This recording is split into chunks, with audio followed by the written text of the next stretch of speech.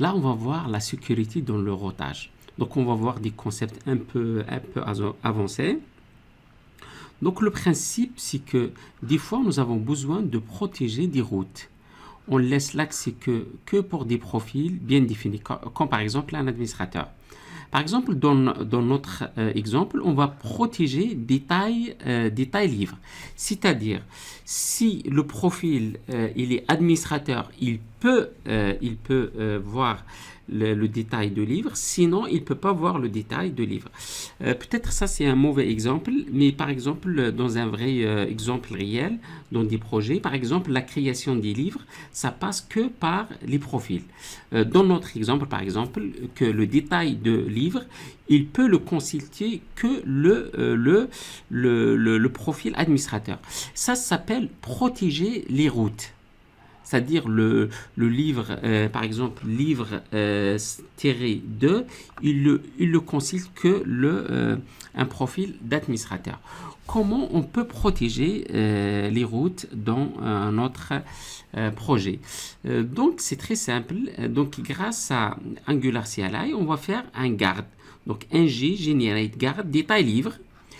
Et dans le détail livre, là, garde, il implémente l'interface canActivate.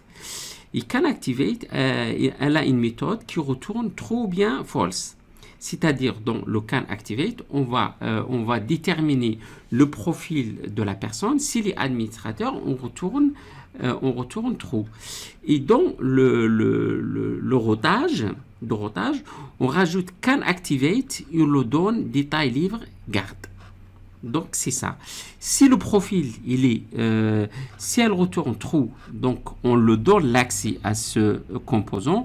Si s'il n'est pas il retourne false, là, on ne laisse pas passer, on ne donne pas l'accès à ce composant.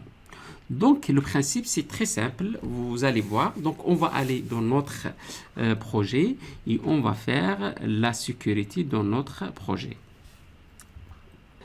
Et là, on va dans le app ici, ça c'est notre projet. Donc ici, on va créer les gardes, nos folders. On fait les gardes. Donc là, on va faire ici et on va faire un generate détail livre. C'est-à-dire le composant détail livre, il peut l'accéder que certains profils. Donc on fait can. Donc ici, si on voit ici garde, on trouve garde livre. Aussi. Et donc le détail garde livre, il implémente l'interface canActivate, qui est là, cette méthode, elle retourne true. Dans une application réelle, qu'est-ce que vous faites? On va connecter au back-end. Et là, on va vérifier. Donc, on va connecter au back-end. On va vérifier le profil, par exemple, égal administrateur, admin. Si il est admin, on va faire true. OK? Si, par exemple, il n'est pas admin, on va faire false. On va retourner false. Par exemple, dans notre cas, on va faire false. Donc, ça, on a implémenté détail garde.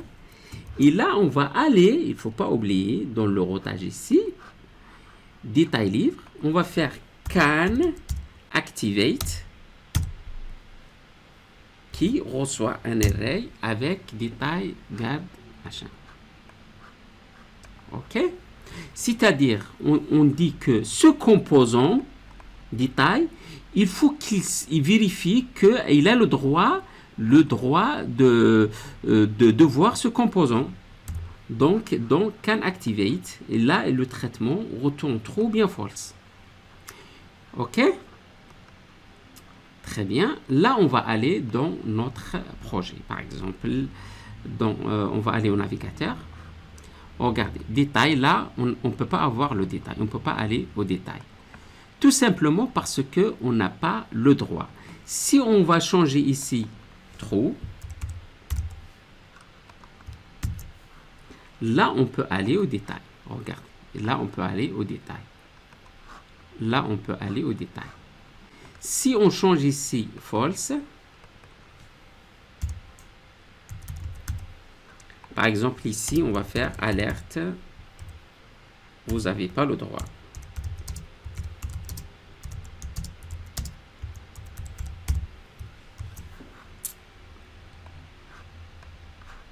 Donc livre, et là il dit vous n'avez pas le droit. Ok? Donc c'est très simple. Le principe c'est quoi? C'est que vous avez des composants, je dis ce composant, je protège ce composant, il faut qu'il a le droit.